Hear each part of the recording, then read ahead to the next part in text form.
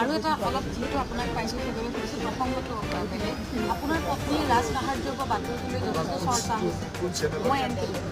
মোৰ নামটো জবা মোৰ হেৰিটো আছে নাই আমাৰ লাইফটো আছে মোৰ লাইফটো লগাই দিয়ে মই কথাখিনি ক'ম আন কাৰ্ড দেখাব আন কাৰ্ড দেখাবতো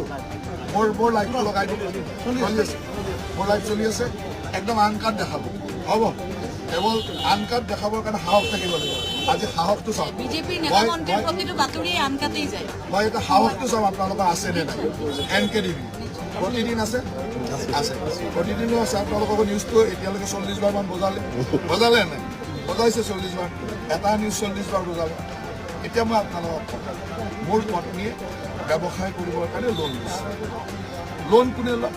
যাৰ লোন লোৱাৰ কেপাচিটি থাকে তেওঁ লোন লয় অসম চৰকাৰ বা ভাৰত চৰকাৰৰ এনেকুৱা বহু আঁচনি আছে যি আঁচনিক লোন ল'লে চাবচিডি